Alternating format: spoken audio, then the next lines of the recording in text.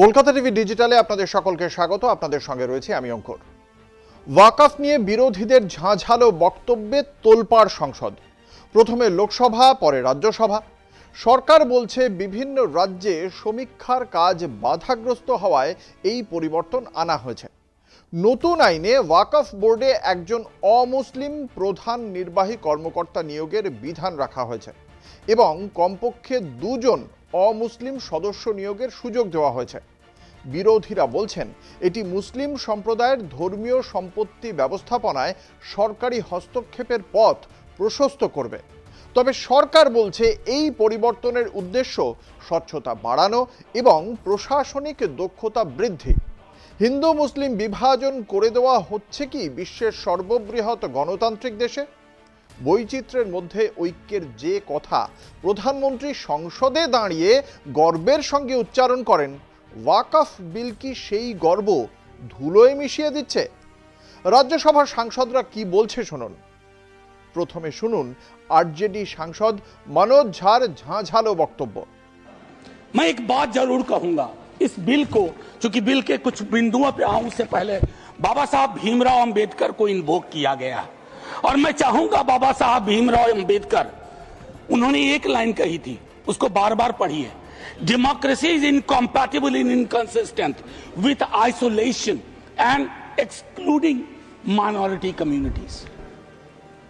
You have to look at, Honorable Minister, from the angle of isolation and exclusion, और ये दोनों चीजें बहुतायत में हैं और अलग अलग जगहों पे हैं। सर, जमीन के साथ किसी व्यक्ति और किसी कौम का क्या रिश्ता होता है, इसको भी समझने की जरूरत है। सच कहूं तो कई बार एहसास ये भी होता है कि with this bill is it a legal cover for bulldozer? That scares me as a citizen of this country. कमाल की बात है, मुसलमान शहरों में रहे, घेट्टो, गांव में गया घुसपैठिया, और उनकी संस्थाएं, उनके बारे में जिक्र हो, कहा कि उसमें तो ओपेक नहीं है, सस्पेक्ट है। कॉन्स्पिरेसी के टोन में बात होती है, कॉन्स्पिरेसी के टोन में। सर, ये उचित नहीं है। आज ही आप ही के सदस्य कहते हैं, राधा मोहन जी, कि 20 करोड़ मुसलमान। सर, अगर एक घर में एक सदस्य मुसलमान है, क्या आप उसको एलिनेट होने दीजिएगा या उसको जोड़ के रखिएगा? उसकी शिकायतों को और उनसे जो शिकायतें हैं वो कैसे दूर होंगी? बैठ करके दूर होंगी। किसी को डॉग विसिल पॉलिटिक्स का उपकरण बना करके अगर आप अलग करना चाहोगे तो वो उचित नहीं है। मैं, माननीय उपसभापति महोदय, आपने कहा, मेरे कई सदस्यों ने कहा, नॉन मुस्लिम्स को, मैं तो बड़ा तारीफ करूंगा, खड़ा हो जाऊंगा पक्ष में। अगर इतना सेक्युलर मिजाज इस देश का कर दीजिए कि हर धर्म के संस्थाओं में दूसरे धर्म के लोग हो, इस्लामिक कम्युनिटी में डालिए तो हिंदू में डालिए, सिखों में डालिए, क्रिश्चियंस में डालिए, तब न बात होगी।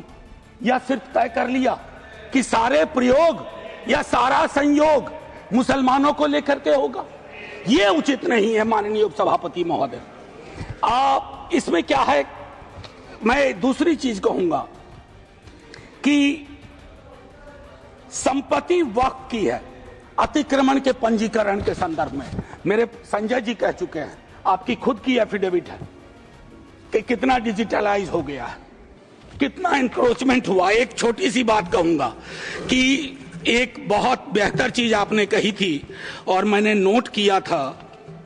सर, एक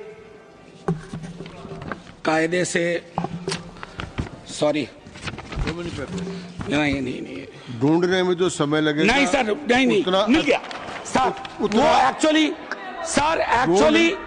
एक मिनट सुनो सही सर, सुनो, ढूंढने में जो समय लगेगा उतना अतिरिक्त समय आपको मिलेगा। Thank you sir.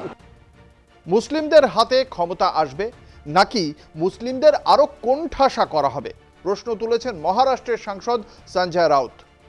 बोल रहे हैं कि हम 2025 के पहले वाली जो मस्जिद, मदरसे, दरगाह को हाथ नहीं लगाएंगे, लेकिन जो रिक्त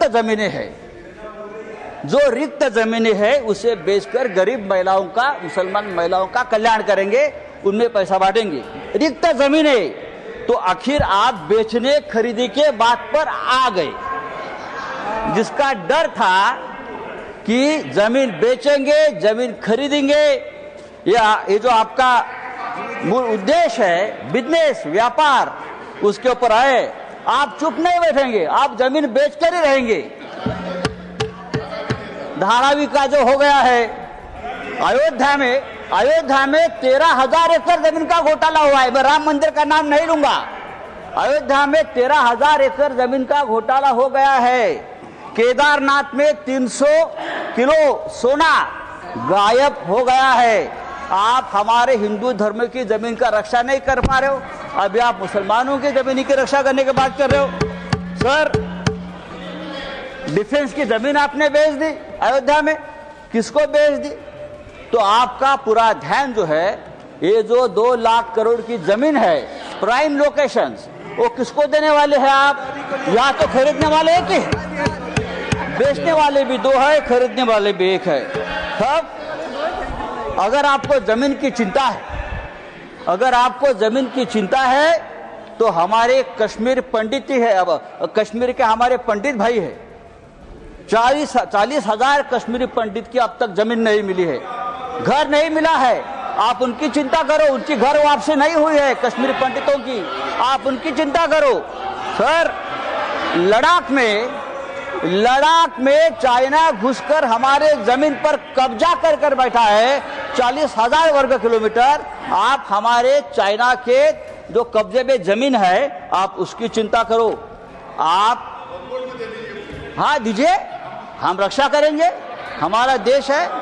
तो ये जो आपने एक बिल लाया है संजय जी, ये जो आपने बिल लाया है, वो आपका उद्देश्य साफ नहीं है। आप सांसद संजय सिंह और केरलार सीपीएम सांसद जॉन ब्रिटस बिलेर तीव्र विरोधिता करें। बात मैं इसलिए कह रहा हूं कि बाबा साहब डॉक्टर भीमराव अंबेडकर जी ने संविधान की धारा 26 में लिखा, धार्मिक मामलों के प्रबंधन की स्वतंत्रता, धार्मिक एवं धर्मार्थ उद्देश्यों के लिए संस्थाओं की स्थापना एवं रखरखाव करना, धर्म के मामलों में अपने स्वयं के मामलों का प्रबंधन करना, चल एवं अचल संपत्ति का स्वामित्व एवं अधिग्रहण करना तथा ऐसी संपत्ति का कानून के अनुसार प्रशासन करना। यह अधिकार आपने नहीं दिया, यह अधिकार किसी भारतीय जनता पार्टी के लोगों ने नहीं दिया। यह अधिकार बाबा साहब डॉक्टर भीमराव अंबेडकर जी के द्वारा लिखे गए भारत के संविधान ने दिया मानकर, और आप उस संवैधानिक अधिकार को छीन रहे हैं एक गैर संवैधानिक बिल लाके। क्या क्या लिखा इस कानून के अंदर आपने, किस तरीके से आपने इस संविधान की हत्या करने का काम किया। आप बड़ी बड़ी बातें कर रहे हैं। यह सरकार कह रही है कि ये कानून हम मुसलमानों के भले के लिए आ रहे हैं। जब मैं आपसे सुनता हूं तो मुझे लगता है कपिल शर्मा कॉमेडी सर्कस में बोल रहा है। आप मुसलमानों का भला कर रहे हैं, आप मुसलमानों का भला कर रहे हैं। दोनों सदन में एक भी सदस्य, दोनों सदन में सिर्फ एक सदस्य गुलाम अली को छोड़ के एक भी सदस्य आपका मुसलमान नहीं है। आप मुसलमानों का भला कर रहे हैं, आप मुसलमानों का भला कर रहे हैं। Sir, Waqf Council or Waqf boards, you take anything. See, at a stroke, they have made it a non-Muslim administrative body. Non-Muslim.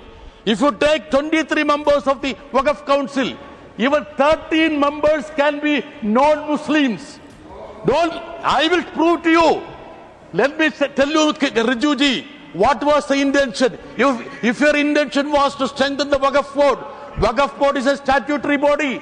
Even CAG audit is applicable to it. All these mutawallis, some of the mutawallis were indulging in unfair practices. Even the power to control unfair practices of these mutawallis, you have actually neutralized it.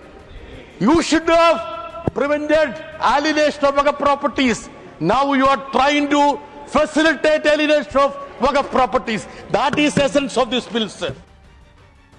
ওড়িশার BJD সাংসদ মুজিবুল্লাহ খান ওড়িশার রথে সম্প্রীতির উদাহরণ তুলে ধরে জানতে চান মুসলিমদের মন থেকে ভয় দূর করতে কেন কোনো পদক্ষেপ করছে না সরকার। कि प्रभु जगन्नाथ के जो सबसे बड़े भक्त है वो मुसलमान है, उनका नाम है सालोबेग।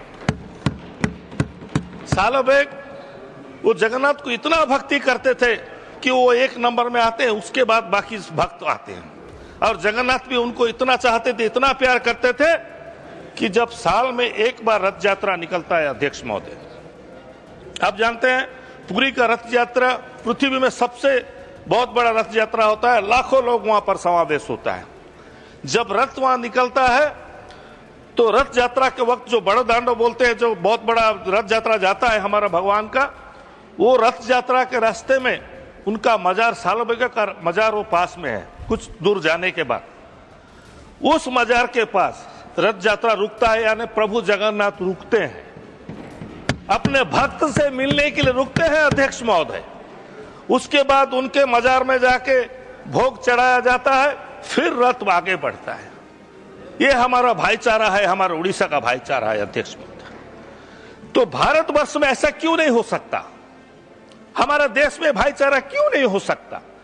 मुसलमानों के दिल में डर क्यों है?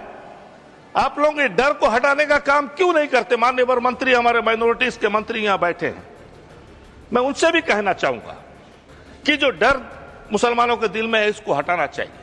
हम लोग सबका साथ सबका विकास कह रहे हैं, अच्छी बात है, इसमें कोई दो राह नहीं है, क्योंकि सरकार का दायित्व है सबको देखना, सब धर्म के सब वर्ग को लोगों को आगे बढ़ाना।